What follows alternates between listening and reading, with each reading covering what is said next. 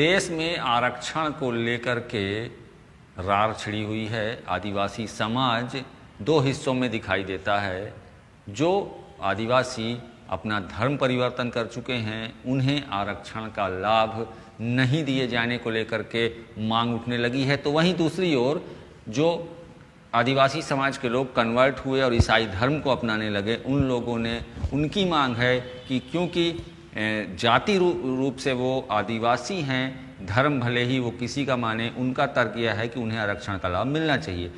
इस तरह की बात को लेकर के हमारे साथ जनजाति सुरक्षा मंच के लीडर हैं इंदर भगत जी। इंदर भगत जी, क्या मांग है आप लोगों की? ये जो पूरा मसला है आदिवासी आरक्षण का, जो कन्वर्जन का मामला है, फिर डिलिस्टिंग का मामला है, ये क्या मांग है आप लोगों की और कैसे देखते हैं इसे आप? जनजाति सुरक्षा मंच की मांग डिलिस्टिंग का है।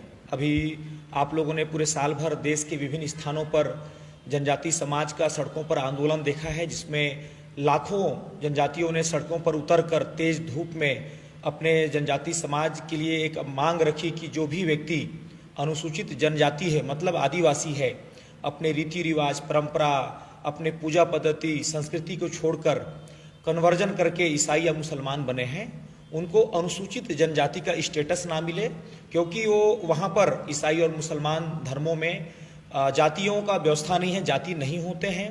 और जब वो अपने मूल सनातन संस्कृति के चीज़ों को छोड़ करके ईसाई या मुसलमान बनते हैं, तो उनको ईसाई है तो बपतिस्मा लेना होता है, मुस्लिम है तो और उनकी जो प्रक्रिया होती है, और दोनों धर्मों में एकेश्वरवाद चलता है। दोनों धर्मों में अपने अपने धर्म हैं, केवल वही हैं, उसके अलावा और अन्य की मान्यता नहीं है।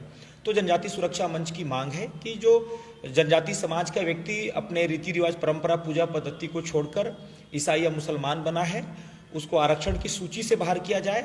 जब अनुच्छेद 342 जो अनुसूचित जनजातियों के लिए है, एसटी वर्ग के लिए है, उसमें संशोधन नहीं होता है, और जैसे अनुच्छेद 341 में अनुसूचित जातियों के लिए व्यवस्था किया गया है कि कोई भी हमारा दलित भाई हिंदू, सिख या बौद्ध, इन तीनों धर्मों में रहता है, वहाँ पर उसको आरक्षण का सुविधा मिलता है, उसको एससी का स्टेटस मिलता है। मगर जैसे ही वो ईसाई या मुसलमान बनता है, उसका एससी का स्टेटस स्वतः खत्म हो जाता है, आरक्षण के दायरे से स्वतः वो बाहर हो जाता है। वही चीज़ हम अनुच्छेद 342 में करने की मांग कर रहे हैं, और हमारी लड़ाई सड़क से लेकर संसद तक की है। जब तक ये मांग हमारी पूरी नहीं होती है, तब तक हम लगातार लड़ाई लड़ते रहेंगे। इंदर जी, सरगुजा में क्या लगता है, आप तो यहीं के हैं, सरगुजा में क्या जो ईसाई धर्म को अपना चुके हैं उन्हें भी आरक्षण का लाभ मिल रहा है? जी बिल्कुल मिल रहा है। मैं बहुत सारे गांवों में गया हूं, मैंने देखा है वहां कि एक व्यक्ति, कोई भी अगर आदिवासी व्यक्ति है, वो अगर किसी ने भी जिसने ईसाई धर्म को ग्रहण किया है, उसके आप कास्ट सर्टिफिकेट को देखिए, वो कहीं भी कोई फॉर्म भरता है, कहीं भी कोई अपना जानकारी देता है, वहाँ पर धर्म के कॉलम में वो हमेशा हिंदू लिखवाते हैं।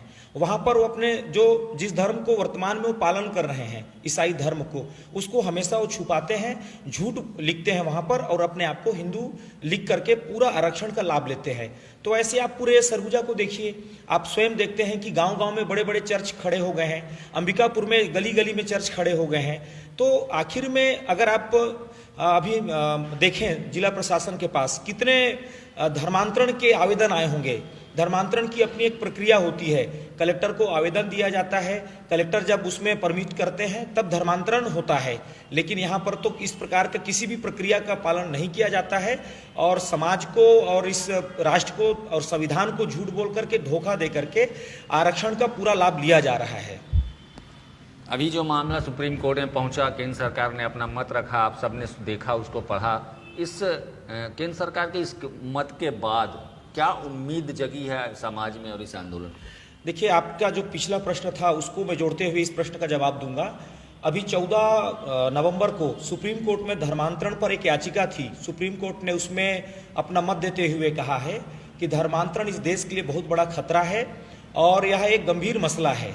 और आपने जो प्रश्न किया सुप्रीम कोर्ट के ही एक दूसरे केस को लेकर के, जिसमें अनुसूचित जनजाति वर्ग के एक एनजीओ ने याचिका लगाया है कि जो अनुसूचित जाति का व्यक्ति जो वर्ग है, अनुसूचित जाति मतलब एससी समाज, उसको संविधान जब से लागू हुआ है तभी से वहाँ पर अनुच्छेद 341 में ये कहा गया है कि एससी वर्ग हिंदू है, अगर वो धर्मांतरित होकर के बौद्ध में आता है या सिख बनता है तो उसको आरक्षण का लाभ मिलता है, लेकिन वो ईसाई और मुसलमान बनता है तो उसको आरक्षण का लाभ नहीं मिलता है।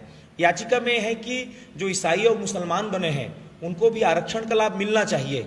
उस याचिका पर सुप्रीम कोर्ट ने केंद्र सरकार से अपना मंतव्य मांगा तो केंद्र सरकार ने हलफनामा दिया है और उन्होंने स्पष्ट कहा है कि यह सही नहीं होगा कि उनको आरक्षण दिया जाए।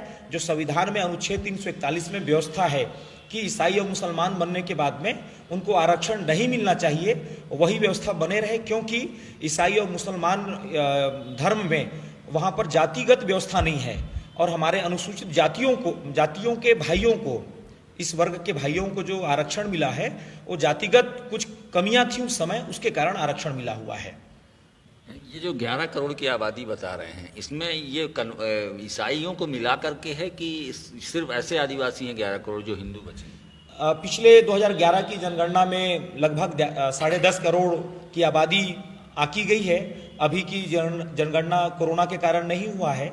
जब होगा तो हम पाएंगे कि हमारी जनगणना में संख्या 11 करोड़ के ऊपर जाएगा।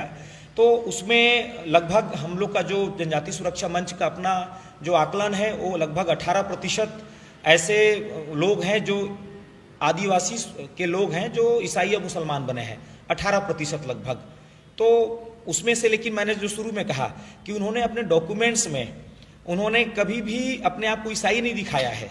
तो इसी को हम लोग पढ़ते भी हैं क्रिप्टो क्रिश्चियन, मतलब ईसाई धर्म को मानते हैं, चर्च जाते हैं, मगर उनके दस्तावेजों में कहीं भी ईसाइयत का उल्लेख नहीं है, उस धर्म का उल्लेख नहीं है। वहाँ पर वो महादेव पार्वती का ही जिक्र करते हैं, वहाँ पर धर्म के कॉलम में वो हिंदू का ही उल्लेख करते हैं।